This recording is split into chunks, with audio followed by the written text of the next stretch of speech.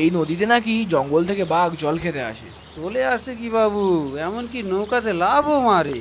এই গতকালই তো নৌকাতে লাভ মেরে একটা মানুষকে টেনে নিয়ে চলে গেল। সে কি, তাহলে কি হবে? কি আর হবে, অকালে বাঘের পেটে জীবনটাই যাবে। তাও আবার যে সে বাঘ নয়, দা রয়্যাল বেঙ্গল টাইগার। আর বাকিরা কিভাবে বাঁচলো? সে কি আর রক্ষে, রয়্যাল বেঙ্গল টাইগার বলি কথা, প্রাণ যায় যায়। বাঁচার ইচ্ছে কার না করে বলুন? কেউ কি আর ইচ্ছে করে বাঘের মুখে যেতে চায়? নিরুপায় হয়ে শেষমেশ নদীতে ঝাঁপ। যারা সাঁতার জানে বাঁচলো, বাকিরা সব নদীর জলে তলিয়ে গেল। সব নিউজ চ্যানেলেই নাকি দেখাচ্ছিল। আমি তো ভাবছি অন্য কথা, নজরবাবুর কি হবে? আমার আবার কি হবে? সবার যা হবে আমারও তাই হবে। হরি, আমরা না হয় সাঁতরে কোন রকম প্রাণটা বাঁচিয়ে নিলাম, কিন্তু নজরবাবুর কি হবে? উনি তো সাঁতারই জানেন না। তখন আমি পই পই করে বলেছিলাম যে নজরবাবু সাঁতারটা শিখেনি, তাহলে আজকের আর এই বাঘের মুখে পড়তে হতো না। তাও আবার দা রয়্যাল বেঙ্গল টাইগার। তোমরা ভালোভাবেই জানো আমি সাঁতার জানি না, আর আমি এখন বুড়ো বয়সে সাঁতার শিখে লোক হাসাহাসি করি আর কি। তোমরা জেনে বুঝে এখন আমাকে বাঘের ভয় দেখাচ্ছ। ভুলে যেও না, আমার দাদু কিল মেরে বাঘ মেরেছিল কিন্তু। তাই নাকি? সে তো সাংঘাতিক ব্যাপার। কিল মেরে বাঘ মেরেছিল? সে তো সে কালে। এখনকার দিনে এমন লোক পাওয়া খুব মুশকিল। কে বলেছে মুশকিল? এখানেই তো আছে, আপনার সামনে বসে আছে। কেন, দেখে বিশ্বাসই করতে পারছেন না? নজরবাবু কিছু বলুন। বাঘটা কি আর দাদু মেরেছিল? মেরেছিলাম তো আমি, তখন ছোট ছিলাম, তাই নামটা দাদুর হয়েছিল। তাহলে তো আমাদের কোনো ভয় নেই বলুন। নজরবাবু থাকতে আমাদের আবার ভয় কিসের? রয়্যাল বেঙ্গল টাইগার এক কিলেই কুপোকাত।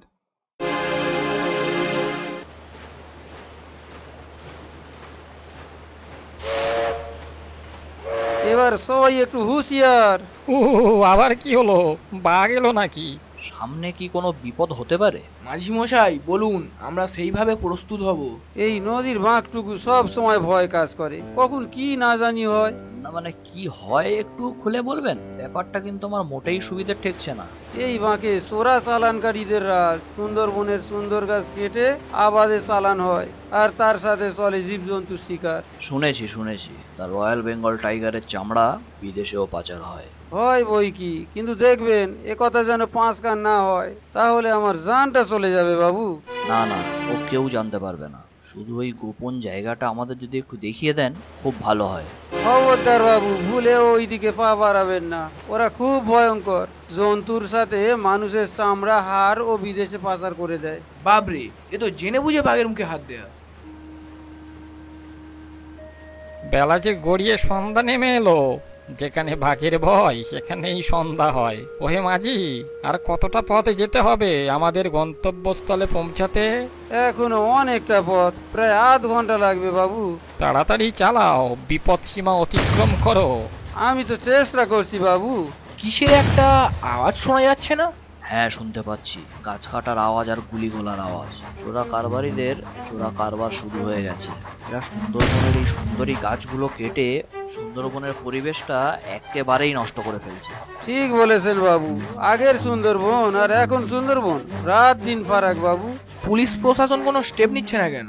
ওরে, ওরা আর কি স্টেপ নেবে? সবই তো বুঝি। এখানকার লোকজন কোনো বাধা দেয় না ওদেরকে, তাহলে তো ওরা এতটা সাহস পায় না। ভয়ে বাবু, ভয়ে ভয়ে কেউ মুখ খুলতে চায় না।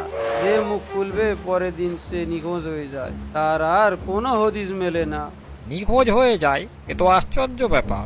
নজরবাবু, ওদের হাত অনেক লম্বা। আচ্ছা, এর কি কোনো সুরাহা করা যায় না?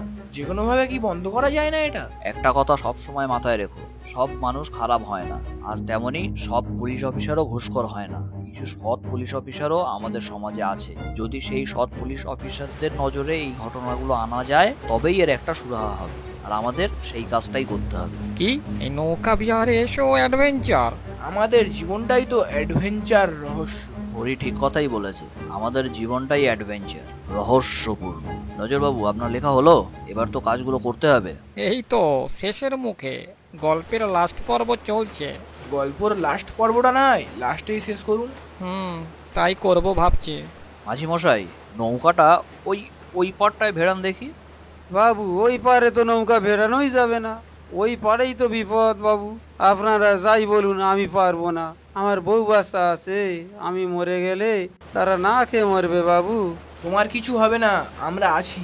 তুমি একদমই ভয় পেও না, একদমই চিন্তা করো না। এই দেখো, আমার কাছে পিস্তল আছে। আমার ভীষণ ভয় করছে। ভয় কিসের, আমি তো আছি। আপনারা যখন বলছেন ঠিক আছে, আমার কিছু হলে আমার বউ বাচ্চাকে আপনারাই দেখবেন। নজরবাবু থাকতে তোমার কিছু হবে না। এই সময়ও রহস্য।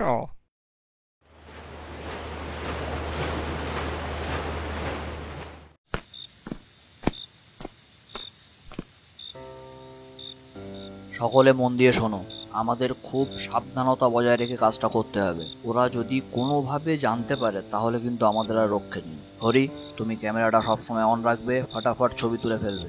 ওদেরকে প্রমাণ সহ আমাদের হাতে নাতে ধরতে হবে। আমি রেডি, আমার ক্যামেরাও রেডি।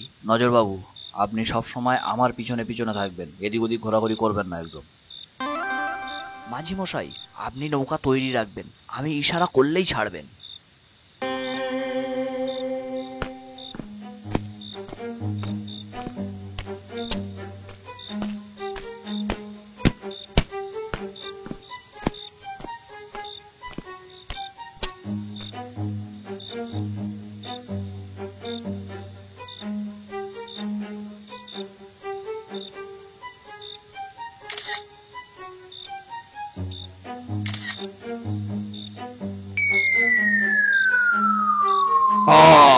মাগো, পড়ে গেলাম।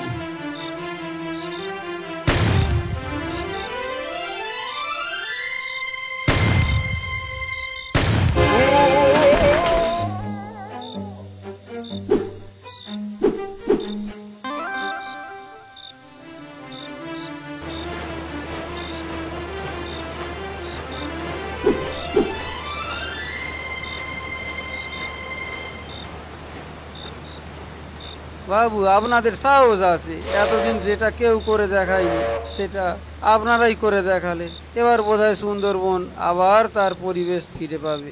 আমরা সব সময় জীবনের ঝুঁকি নিয়ে সমাজের ভালোর চেষ্টা করে থাকি। ভগবানের কাছে প্রার্থনা করি এই কাজ যেন আমরা আমাদের জীবনের শেষ পর্যন্ত করতে পারি।